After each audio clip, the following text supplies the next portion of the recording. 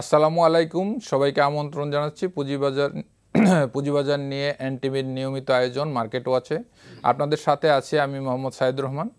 আমাদের সাথে আলোচনার জন্য স্টুডিওতে উপস্থিত হয়েছেন অধ্যাপক এম শাহজাহান মিনা, ব্যাংক ও পুঁজিবাজার বিশ্লেষক এবং অধ্যাপক ঢাকা বিশ্ববিদ্যালয়।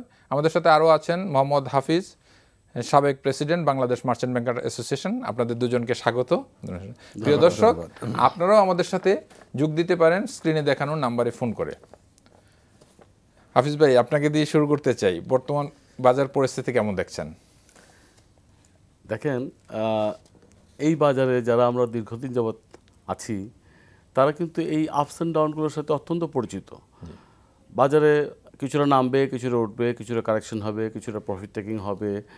এগুলো কিন্তু একটা চিরচারিত বিষয়, এগুলো থাকবেই মার্কেটে। এটা তো পুঁজিবাজারের বৈশিষ্ট্যটাই এরকম, চরিত্রই এটা চরিত্র। এখন এইটাকে পুঁজি করে কিছু লোক ফায়দা নেয়, এটা কিন্তু দুনিয়ার সব জায়গাতেই নিবে। এটার জন্য কোনো প্যানিক হওয়ার কিছু নেই।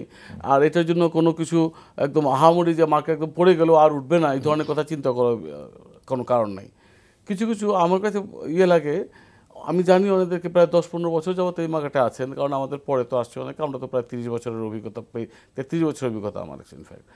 তো তারা যখন প্রশ্ন করে যে হয়েছে কী হবে, আমি যে আপনি 10 বছর যাবত আছেন, এক যুগ হয়ে গেল আপনার মার্কেটে, আপনি এখন এই প্রশ্ন করেন যে কী হবে market. Why you asking this questions?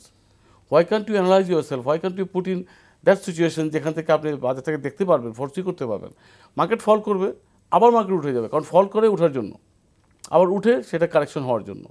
আমাদের এইটা তো মনে রাখতে হবে।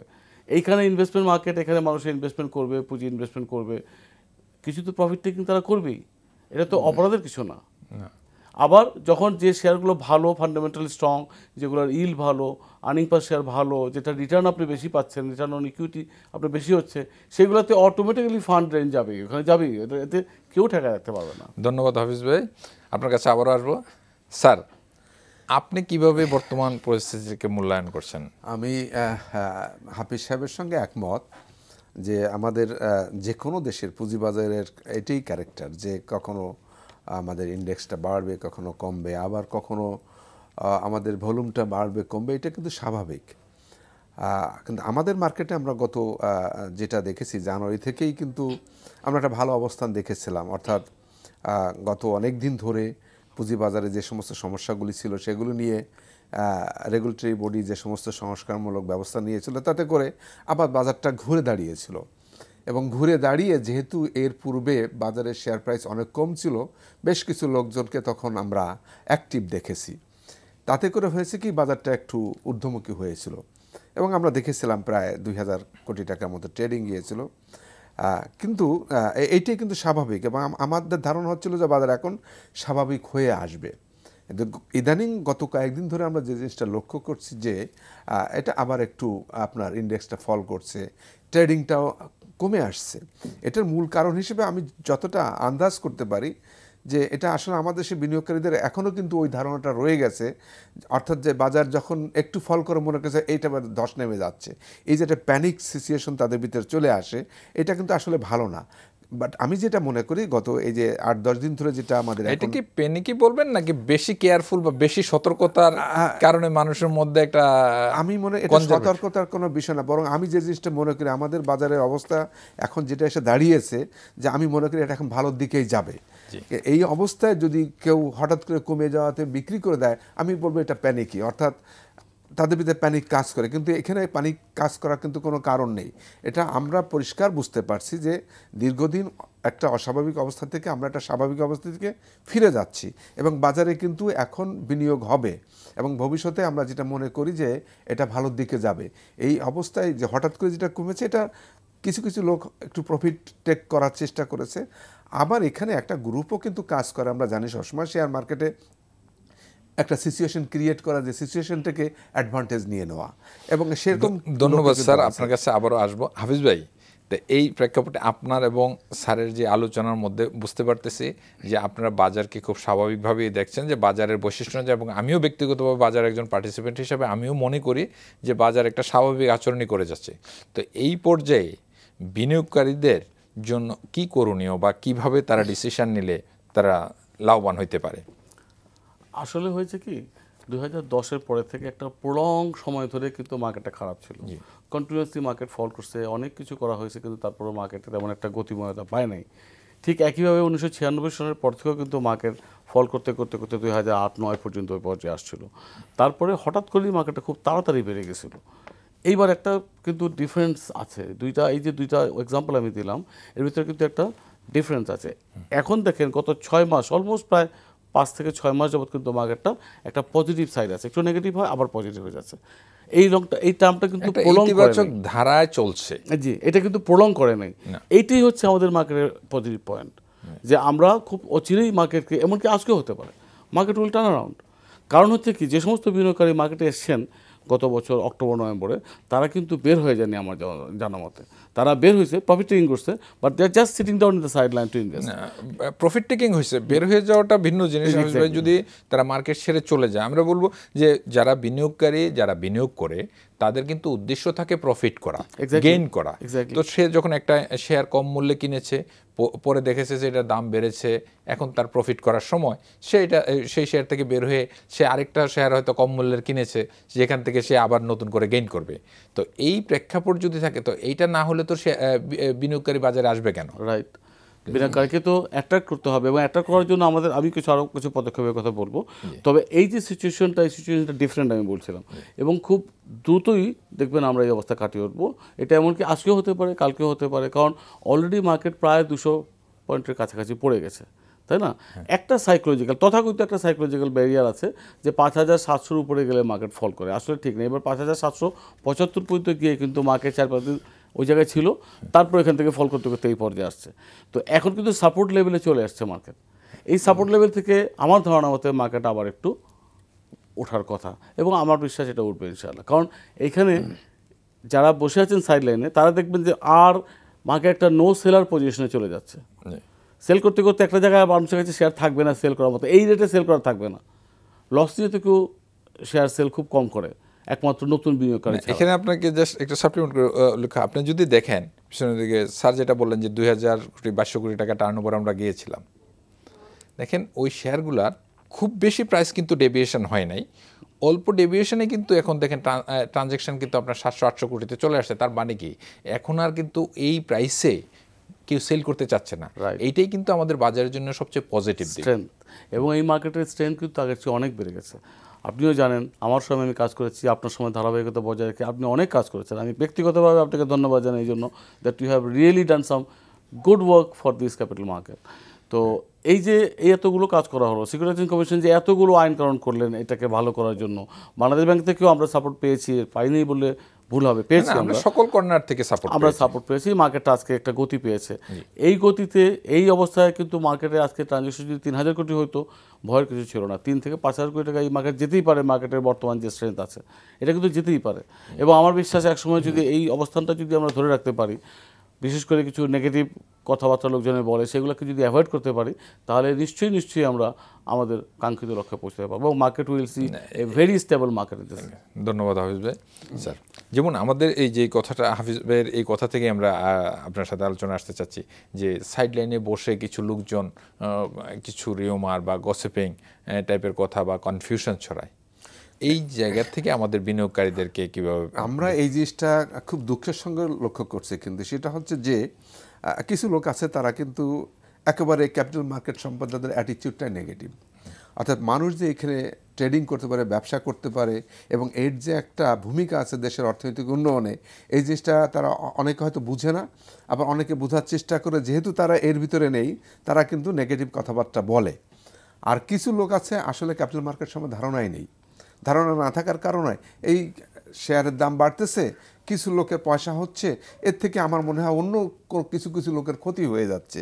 এই যে একটা পরশ্রী কাতরতা, এটাও কিন্তু আমাদের দেশে কিছু লোকের ভিতরে এই প্রবণতা রয়ে গেছে, যার কারণে তারা অনেক সময় লাগামহীন কথাবার্তা বলে ফেলে।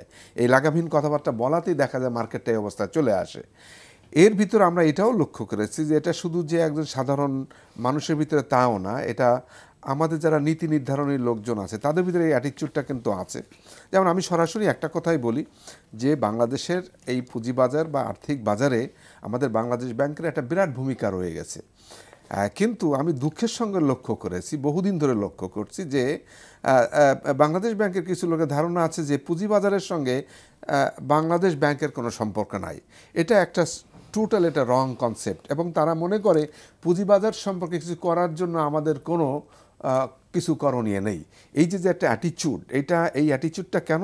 বিকজ আসলে তারা পুঁজিবাজারটাকে রিকগনাইজই করে না, অথবা তারা বাংলাদেশ ব্যাংক অথবা এমন হতে পারে তারা দায়িত্ব এড়ানোর জন্য যে পুঁজিবাজারে কোনো ক্ষতি হয়ে গেল কেন বা সেটার জন্য আবার আমি দায়ী হয়ে যাই কিনা, এই জন্য তারা অনেক বেশি সতর্কতামূলক দূরত্ব বজায় রাখার চেষ্টা করে। হ্যাঁ, এটা করে। এটা কিন্তু আসলে ঠিক না। পুঁজিবাজারকে, বাংলাদেশের পুঁজিবাজারকে, অর্থাৎ সার্বিকভাবে দেশের অর্থনৈতিক উন্নয়নের জন্য পুঁজিবাজারকে বাংলাদেশ ব্যাংকে সাপোর্ট দিতে হবে। বাংলাদেশ ব্যাংক যদি সাপোর্ট না দেয় তাহলে কিন্তু পুঁজিবাজার এখন যে অবস্থা আছে এর থেকে আর একটু উপরে যাওয়ার সম্ভাবনা কিন্তু কম। তার কারণটা হলো 2010 সালের যে ঘটনাটি ঘটেছিল, এটির পিছনে মূল কারণ ছিল বাংলাদেশ ব্যাংকের একটি তড়িঘড়ি করে যে ডিক্লিয়ারেশনগুলি এবং তাদের যে অ্যাডজাস্টমেন্টের যে একটা প্রেশার, অর্থাৎ এই প্রেশারে যে কি হবে এটা তারা তখন রিয়েলাইজ করতে পারেনি। সেই জন্য আমি যেটা মনে করি এখানে বাংলাদেশ ব্যাংকের একটা দারুণ ভূমিকা রয়ে গেছে। বাংলাদেশ ব্যাংকের উচিত বাংলাদেশ সিকিউরিটি এক্সচেঞ্জ কমিশনের সঙ্গে একটা ভালো সম্পর্ক এখানে ডেভেলপ করা। আমার কাছে মনে হয় যে এই সম্পর্কের একটু ঘাটতি আছে। তার কারণ আমি একটু সাপ্লিমেন্ট করতে চাই। আমি জানি না আপনার কাছে, বাংলাদেশ ব্যাংক কিন্তু আমি কিছু জায়গায় দেখেছি বেশ সহায়ক ভূমিকা পালন করেছে। আপনি জানেন যে 2015 সালের দিকে পর্যন্ত কিন্তু আমাদের সাবসিডিয়ারি ক্যাপিটাল মার্কেট এক্সপোজার হিসেবে ধরা হইতো। 16 জানুয়ারির 1 তারিখ থেকে ক্যাপিটাল মার্কেটের এক্সপোজার থেকে সাবসিডিয়ারি ক্যাপিটাল বাদ দেওয়া হয়েছে, যার ফলে প্রায় 5,600 কোটি টাকা অ্যাডজাস্টমেন্ট হয়েছে অটোমেটিকলি, যার কারণে বাজার কোনো সেল প্রেশার আসে নাই। এবং সাবসিকুয়েন্টলি যেই অ্যাডিশনাল অ্যাডজাস্টমেন্টের ইস্যুটা ছিল সেইটাও মাননীয় গভর্নর মহোদয়, মন্ত্রী মহোদয়ের সাথে সরকার ওনাদের নীতি নির্ধারণী মহলে আলাপ আলোচনার মাধ্যমে ওনারা কিন্তু ওই জায়গাটাও ফোর্স সেল না করে পলিসি সাপোর্টের মধ্যে করেছে, এটা দিয়েছেন। এগুলো আমাদেরকে অনেক সহায়তা দিয়েছেন, কিন্তু এখানে আরও কিছু আমাদের বিষয় আছে যেগুলা যদি ওনারা আমাদেরকে সাপোর্ট করেন, যেমন যে বিষয়টা নিয়ে আমরা অনেকবার কথা বলেছি যে নন লিস্টেড ইনস্ট্রুমেন্টগুলোকে যদি এক্সপোজার থেকে বাইরে রাখা হয়, তারপরে আপনার এই যে সকল ইনস্ট্রুমেন্ট পুঁজিবাজারকে প্রভাবিত করবে না, পুঁজিবাজারের টার্নওভারের সাথে সংশ্লিষ্ট না, এই সকল বিষয়গুলো যদি এক্সপোজারের বাইরে রাখা হয় তাহলে বাজার কিন্তু আরও গতিশীল হবে। আমরা বাংলাদেশ ব্যাংকের কাছে আরও সহায়ক কিছু প্রত্যাশা করছি, কিন্তু ইতিমধ্যে তারা আমাদেরকে যথেষ্ট সহায়তা করেছে। আমি ওই কথাটাই বলছিলাম যে দীর্ঘদিন ওই যে কথাটা বললেন যে এক্সপোজার লিমিটের যে বিষয়টি বাংলাদেশ ব্যাংক একটু পজিটিভ রোল নিয়েছে, এটা কিন্তু নিয়েছে দীর্ঘদিন অনেক আমাদের কথাবার্তা বলার পরে, অর্থাৎ তাদের রিয়েলাইজ করতে কিন্তু অনেক সময় লেগেছে। এখন একটা রোগীর রোগ নির্ণয় করতে যদি অনেক সময় লেগে যায় তাহলে কিন্তু রোগীর টিকে রাখা সম্ভব না, তাই না? স্যার একটা ফোন আছে, আমরা একটু ফোন নেন। হ্যালো, আসসালামু আলাইকুম। আসসালাম। আমি একটা প্রশ্ন করতে চেয়েছিলাম প্লিজ। যে আমি প্রায় 45 টাকা করে আমি ইসলামী ব্যাংক করেছি। এখন ইসলামী ব্যাংক ভালো লাভ করেছে এবং ভালো ইপিএস দেখিয়েছে, কিন্তু আমাদের ডিভিডেন্ডের সময় আমাদের এত অল্প। ধন্যবাদ প্রিয় দর্শক, আমি আপনাদের প্রশ্নটা বুঝতে পেরেছি। আমি আপনাকে অত্যন্ত বিনয়ের সাথে বলতে চাচ্ছি যে আমরা আসলে পুঁজি বাজার নিয়ে এখানে আলোচনা করে সার্বিক অবস্থা নিয়ে কোনো স্পেসিফিক বা সুনির্দিষ্ট কোনো স্টক নিয়ে আমাদের আসলে এই অনুষ্ঠানে আমরা আলোচনা করি না। তারপরে আপনাকে অনুরোধ করবো আমাদের অনুষ্ঠান শুনতে থাকেন। হ্যাঁ, আমি যে কথা বলছিলাম ওইখানে তো আমরা দেখেছি যে অনেক দিন পরে বাংলাদেশ ব্যাংক একটা ভালো পজিটিভ রোল প্লে করেছিল, কিন্তু সেখানেও কিন্তু বেশ কিছু সমস্যা রয়ে গেছে যেগুলো আপনি অলরেডি পয়েন্ট আউট করেছেন। অর্থাৎ এক্সপোজারের যে definition, it must be clear, আর সেখানে নন লিস্টেড কোম্পানিগুলিকে ওর বাইরে রাখতে হবে। At the same time market প্রাইসটাকে যে আমরা বেসিসে যে এক্সপোজার লিমিটটা ক্যালকুলেশন করি, এখানে প্রবলেমগুলো রয়ে গেছে। এই জিনিসগুলো তাদেরকে বুঝতে হবে। এটার সঙ্গে আর একটা বিষয় রয়ে গেছে, আমি আশা করি বাংলাদেশ ব্যাংক, আপনারা নিশ্চয়ই তাদের সাথে কথাবার্তা বলছেন, হয়তো বাংলাদেশ ব্যাংক এ ব্যাপারে একটা পজিটিভ রোল প্লে করবে। এটা ছাড়া আরও যে জিনিসটা রয়ে গেছে যে আমাদের দেশে কিন্তু প্রচুর এখন টাকা আইডেল পড়ে আছে, কিন্তু সেগুলিকে কিভাবে পুঁজিবাজারে নিয়ে আসা যায় সেখানেও কিন্তু বাংলাদেশ ব্যাংকের একটা পজিটিভ ভূমিকার প্রয়োজন আছে। যেমনটি আমাদের এখন বলা হচ্ছে যে 25% অফ ইকুইটি আমরা বাজারে, অর্থাৎ ওই ব্যাংকগুলি বিনিয়োগ করতে পারবে। আমি মনে করি এই অবস্থা, যেহেতু ব্যাংকে অনেক সারপ্লাস বা আইডেল ক্যাশ পড়ে আছে সেগুলিকে কিভাবে আমরা পুঁজিবাজারে নিয়ে আসতে পারি, এইটা নিয়ে আমার মনে হয় আপনাদের সঙ্গে বা সিকিউরিটি এক্সচেঞ্জ কমিশনের সঙ্গে বাংলাদেশ ব্যাংকের একটা মত বিনিময় হতে পারে। ধন্যবাদ স্যার, আপনার কাছে আবারও আসবো আমরা। হাফিজ ভাই, স্যার যেটা বললেন যে বাজারে আরো ফান্ড নিয়ে আসার ক্ষেত্রে আপনি যেহেতু আপনার মার্চেন্ট ব্যাংকের সাথে দীর্ঘদিন, ক্যাপিটাল মার্কেটে দীর্ঘদিন, এবং আপনার অভিজ্ঞতার আলোকে স্যার যে প্রস্তাব বললেন, সেখানে এই যে ফান্ডের সাপ্লাই বাড়ানোর ক্ষেত্রে কি ধরনের উদ্যোগ নেওয়া যেতে পারে আপনার মনে করেন? সবচেয়ে বড় জিনিস হচ্ছে ইন্টেনশন। আমরা কি দেশের জন্য কিছু করতে চাই? আমরা কি আমাদের দেশের অর্থনীতির জন্য কিছু করতে চাই? তাহলে কিন্তু আমাদের জিনিসগুলো উত্তরগুলো চলে আসবে। Number one, money market was not very far way from the capital market. এটার এক্সিস্টেন্স হচ্ছে দুটো পাশাপাশি মুভ করবে। এখন এমন এক সময় আসবে যখন ক্যাপিটাল মার্কেট মানি মার্কেটকে সাপোর্ট করবে, আবার মানি মার্কেট ক্যাপিটাল মার্কেটকে সাপোর্ট করবে। পরিপূরক হলে পরেই দেশের উন্নতিটা হবে। কোনো দেশে কিন্তু দুইটা মার্কেট একটা রেগুলেটর আন্ডারে আছে। এক্স্যাক্টলি, উন্নত বিশ্বের অনেক দেশে আছে। কিন্তু আমাদের এখানে স্যার যেটা বললেন, কিছুটা হলেও সমন্বয়হীনতা আছে আনফরচুনেটলি। হাফিজ ভাই, আমরা একটা ফোন নিয়ে আসছি। হ্যাঁ, হ্যালো। আসসালামু আলাইকুম। ওয়ালাইকুম আসসালাম। আমি ফোনটা করেছি, এটা তো শেয়ার মার্কেট, পুঁজিবাজার, ইনভেস্টমেন্ট লং টাইম। কিন্তু জাপানে একটা মার্কেট আছে, সেখানে 1 লক্ষ টাকা ইনভেস্ট করলে তার 1 লক্ষ টাকাই থাকে, প্রফিট দিতে হবে না। আপনি কিন্তু মূলধন থেকে তো 50,000 টাকা চলে যেতে পারে না। প্রিয় দর্শক, আপনার সুনির্দিষ্ট প্রশ্নটা একটু বলবেন প্লিজ। প্রশ্নটা হলো যে আমি শেয়ার বাজার, পুঁজিবাজার, ইনভেস্টমেন্ট, আমি ইনভেস্টমেন্ট করতে গেছি 2 লক্ষ টাকা, আমি প্রফিট পাবো। প্রফিট দিলেন না, মূলধন তো থাকবে। মূলধনটা কি এখানে? ধন্যবাদ দর্শক, আপনি আমাদের অনুষ্ঠান দেখতে থাকেন, আমাদের আলোচনা করবেন। আমার মনে হয় আমার প্রশ্নকারী যেটা প্রশ্ন করেছেন, উনি ফিক্সড ইনকাম সিকিউরিটিজ ইনস্ট্রুমেন্টের কথা বলছেন। সেটা যদি হয়, উনি যদি কোনো বন্ড ইনভেস্টমেন্ট করেন, উনি যদি কোনো ডিভেঞ্চার ইনভেস্টমেন্ট করেন যেগুলোর কুপন রেট ইজ আর্লিয়ারলি ডিক্লাইন্ড, আগের থেকেই ডিক্লেয়ার করা আছে যে উনি 10% পাবেন না 12% পাবেন, সেক্ষেত্রে তার পুঁজি নষ্ট হবে না, but he will be continuously getting his dividend or return. এটা প্রিডিটারমিনেশন থাকে আপনার প্রেফারেন্স শেয়ার বা বন্ডের ক্ষেত্রে। এক্স্যাক্টলি। কিন্তু এই মার্কেটে শেয়ার যখন আপ ডাউন করে, তখন এখানে তো আপনার রিস্ক নিতেই হচ্ছে কিছুটা, কিন্তু রিস্কটা নেবেন আপনি ক্যালকুলেটিভলি। কতখানি ক্যালকুলেটিভ রিস্ক নেবেন? আপনার যে ইনভেস্টমেন্ট আছে তার উপরে আপনি রিটার্নটা কী পরিমাণে পাচ্ছেন। যেখানে রিটার্ন বেশি পাবেন সেখানে অটোমেটিক্যালি ফান্ড যাবে, এবং তাই আসলে হচ্ছে। আমাদের ক্যাপিটাল মার্কেট কিন্তু 96 সনের আগে এটা যে একটা মার্কেট আছে এটা কিন্তু অনেকে চিনত না, ঠিক না? জি। তারপরে আস্তে আস্তে বুঝতে শিখছে যে বাংলাদেশে একটা ক্যাপিটাল মার্কেট আছে, শেয়ার মার্কেট আছে। 96 সাল আমাদেরকে বাংলাদেশের পুঁজিবাজারকে পরিচিতি দিয়েছে। তো এইটার আমরা সবসময় যদি পজিটিভ সাইডটা দেখি, নেগেটিভ সাইডটাকে মাথায় রেখে পজিটিভ সাইডটা যদি দেখি, তাহলে দেখা যাবে যে আমরা আস্তে আস্তে পরে আমাদের অভিজ্ঞতা বাড়তেছে, বড় হচ্ছে। আমরা ক্যাপিটালে ইনভেস্টমেন্ট করে হঠাৎ করে লুজ করবো না। আমরা গুজবে ভিত্তি করে শেয়ার এখনও কিনি। অনেক নতুন বিনিয়োগকারী, যে গত 3-4 মাসে প্রায় 2.5 লক্ষ 3 লক্ষ বিনিয়োগকারী নতুন বিনিয়োগ অ্যাকাউন্ট করেছেন। তাদের কি এর মধ্যে অভিজ্ঞতা আছে? অভিজ্ঞতা নাই।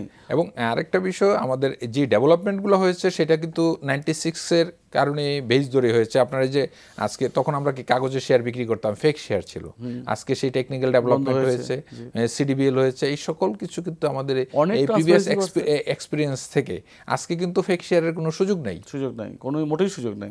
এমনকি আপনি আপনার শেয়ার না থাকলে বিক্রি করবেন সেই সুযোগও নেই, বিকজ কম্পিউটারে সেই শেয়ার অর্ডারই নেবেন আপনাকে। এই যে পরিবর্তনগুলো, এই পরিবর্তন কিন্তু very much visible and tangible পরিবর্তন। এই পরিবর্তনের কারণে কিন্তু মার্কেটে কনফিডেন্স অনেক বাড়ছে। Demutualization it's a great change in the market. Automation, demutualization দুইটা great change in the market.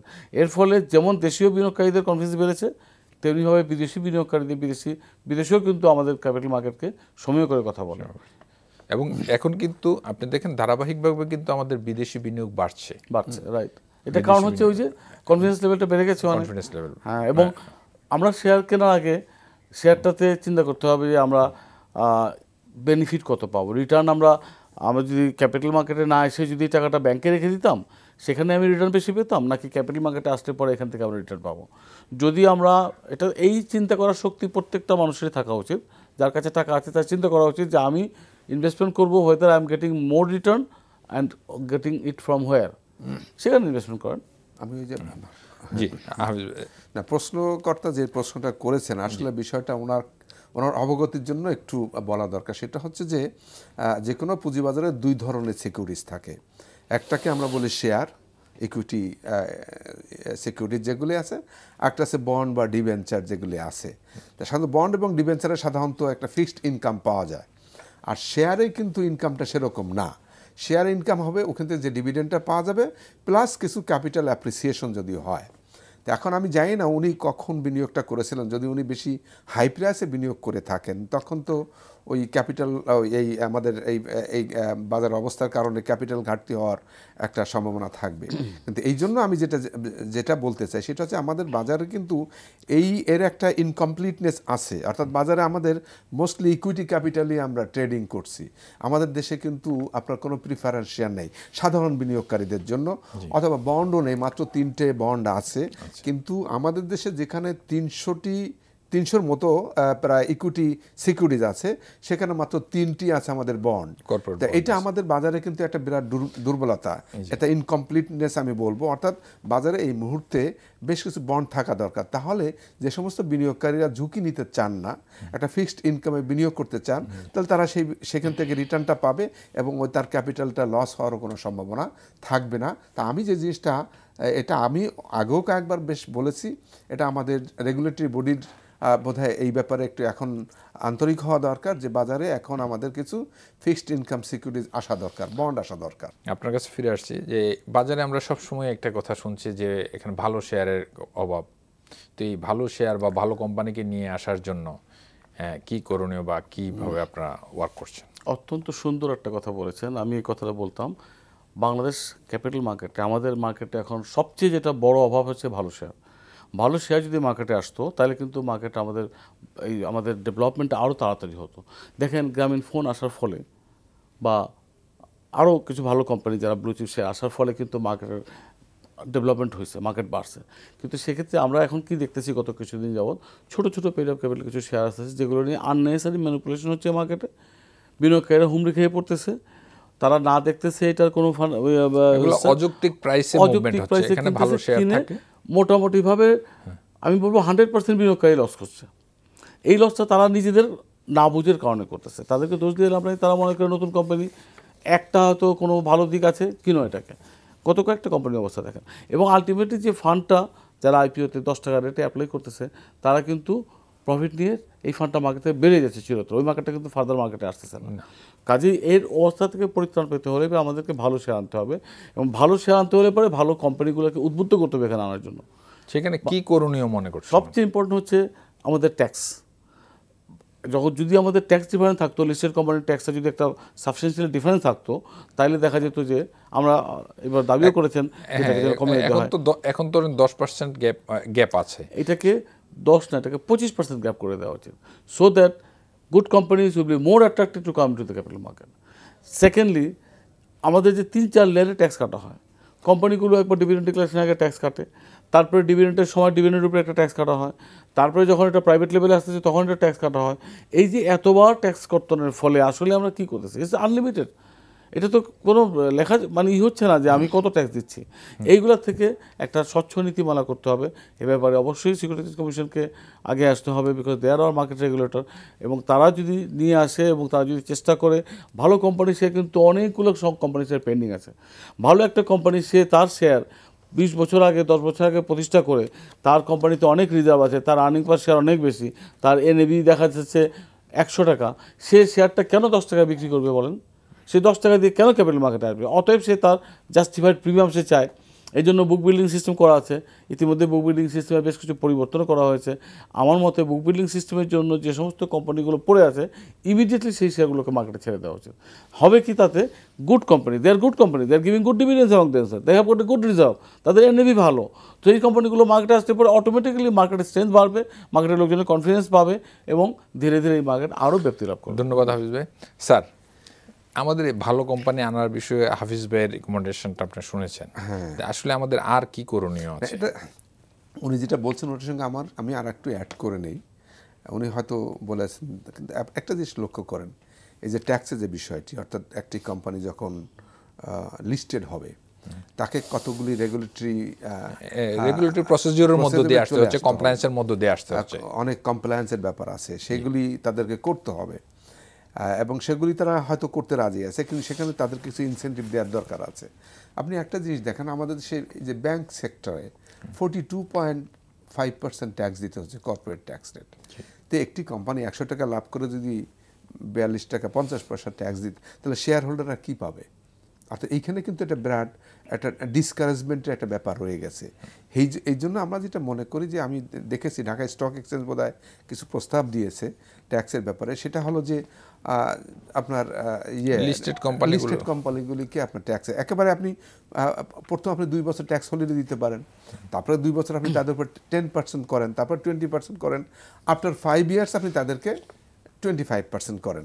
অর্থাৎ ট্যাক্সের এই বেনিফিটটা দিলে যে সুবিধাটা হবে সেটা হচ্ছে এই যে কোম্পানির কম ট্যাক্স দেওয়া লাগবে, এতে করে যারা ওই কোম্পানিতে শেয়ারে বিনিয়োগ করবে তারা কিন্তু বেশি ডিভিডেন্ড পাওয়ার একটা সম্ভাবনা সৃষ্টি হবে, এবং যখনই একজন বিনিয়োগকারী বেশি ডিভিডেন্ড পাবে সে তখন কিন্তু আবার বিনিয়োগে উদ্বুদ্ধ হবে। এটা একটা ব্যাপার আছে।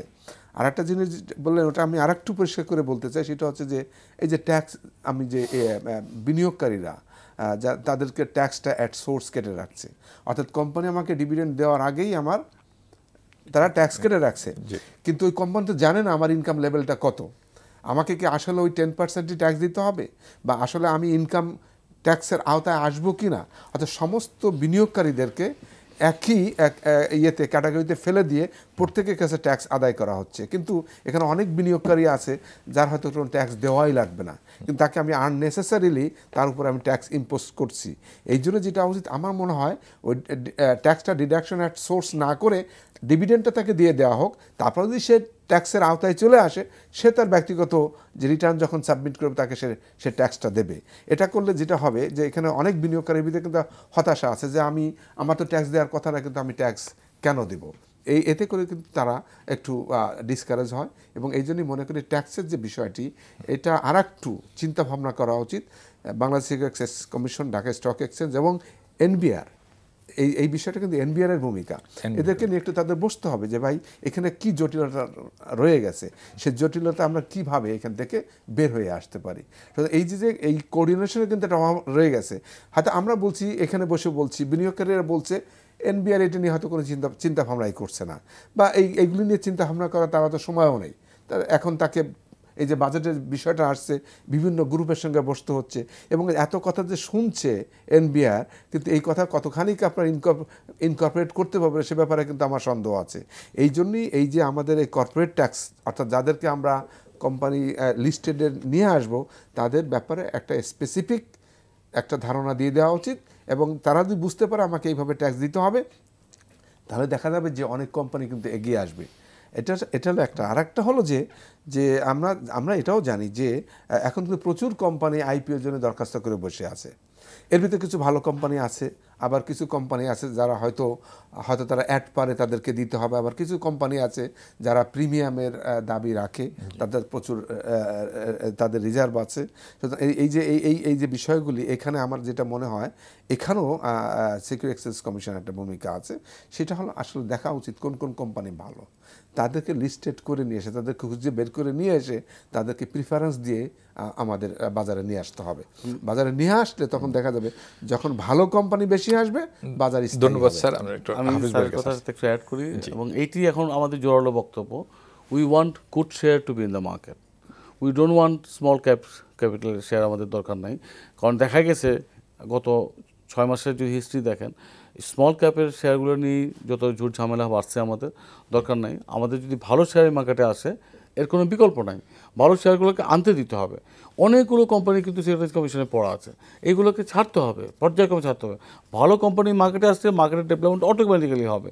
মার্কেটে যারা ইনভেস্টার তারা কী চায়, দে ওয়ান্ট দেয়ার সিকিউরিটি। ওই যে এক বিনিয়োগকারী বললেন যে আমরা চাই যে আমাদের ক্যাপিটাল যেন নষ্ট না হয়ে যায়।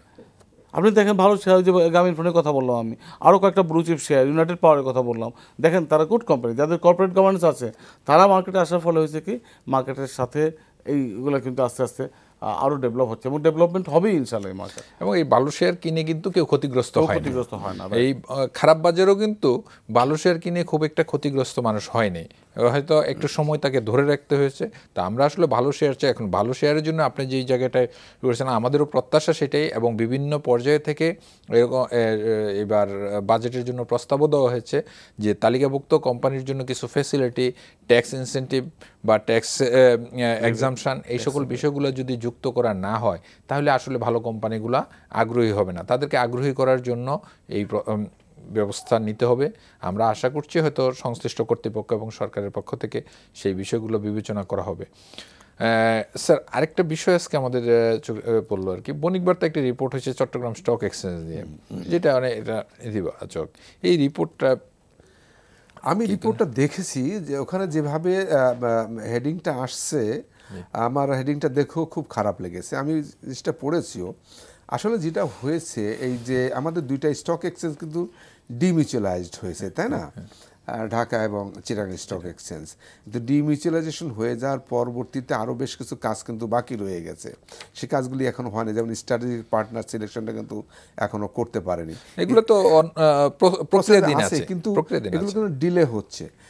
আর একটা এই চিটাগাং স্টক এক্সচেঞ্জের বিষয়টি আমার কাছে যে জিনিসটা মনে হচ্ছে যে এখানে বিনিয়োগকারী, একজন বিনিয়োগকারী দুইটা স্টক এক্সচেঞ্জে কিন্তু বিনিয়োগ করতে পারে। আবার এমন দেখা যাচ্ছে যে একটা ব্রোকারেজ হাউস দুই স্টক এক্সচেঞ্জে কাজ করছে। আমরা পার্সেন্টেজে দেখেছি চিটাগাং স্টক এক্সচেঞ্জের বোধহয় এখন 6% না 4% নেমে আসছে।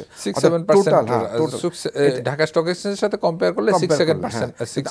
আমরা যদি দুইটা স্টক এক্সচেঞ্জের কিন্তু ট্রেডিং ভলিউম আমাদের কাছে এখনো আশানুরূপ না। তা এখানে Dhaka stock exchange, Chittagong stock exchange, আমি এর মাঝে একটা খবর পেয়েছি যে চিটাগাং স্টক এক্সচেঞ্জ এবং ঢাকা স্টক এক্সচেঞ্জ কিন্তু একসঙ্গে একটা জয়েন্ট মিটিং করেছে। আমি ব্যক্তিগতভাবেই খবরটা জেনেছি আর কি। ঢাকা স্টক এক্সচেঞ্জের চেয়ারম্যান সাহেব চিটাগাং স্টক এক্সচেঞ্জ চেয়ারম্যানকে ইনভাইট করেছিলেন এবং সেখানে ওনারা আলাপ আলোচনা করেছেন কিভাবে এই পুঁজিবাজারের সমস্যাটাকে সমাধান করা যেতে পারে। বিষয়টি নিয়ে চিন্তা ভাবনা করছেন। হয়তোবা একটা কিছু সলিউশন বেরিয়ে আসবে। তবে আমি যে জিনিসটা বলতে চাই সেটা হচ্ছে যে যারা এই রিপোর্টিংগুলি করে তাদেরকে আর একটু অবজেক্টিভলি রিপোর্টিং করা উচিত। এমনভাবে রিপোর্টিংটা করা উচিত না যে মানুষ যেন এরকম একটা ইমপ্রেশন না পায় যে বাংলাদেশের পুঁজিবাজার ধ্বংস হয়ে যাচ্ছে। এ ধরনের রিপোর্টিংটা কিন্তু আসলে আমি বলবো যে ঠিক না, নেতিবাচক রিপোর্টিংটা না করাই উচিত। হ্যাঁ, সেটা বরং এটাকে কিভাবে ইমপ্রুভ করা যেতে পারে বা কি সমস্যাগুলি কিন্তু এখানে একটু আসেনি, সেগুলি যদি বের করে এসে একটা রিকমেন্ডেশন থাকতো তাহলে ভালো হতো। বলি এক সময় ছিল কিন্তু যে সমস্ত কোম্পানি লিস্টেড হতো তাদেরকে শুধুমাত্র এক স্টক এক্সচেঞ্জে লিস্টেড হলেই চলতো। এটা কিন্তু একটা খারাপ ছিল। আমরা কিন্তু অনেক পরবর্তীতে তো রেগুলেটর এটাকে বাধ্যবাধকতা করে দিল যে দুই স্টক এক্সচেঞ্জে আপনাকে তালিকাভুক্ত হইতে হবে, এবং তা হওয়ার ফলে কিন্তু হাফিজ ভাই, স্যার, আপনাদের দুইজনকেই ধন্যবাদ। আমাদের হাতে একদম সময় নেই, প্রিয় দর্শক, আমাদের হাতে একদম সময় নেই। আশা করছি আগামী দিন অন্য কোনো অতিথির সাথে আপনাদের সাথে আবারও দেখা হবে। ততক্ষণ আপনারা ভালো থাকেন। ধন্যবাদ সবাইকে। অনেক ধন্যবাদ।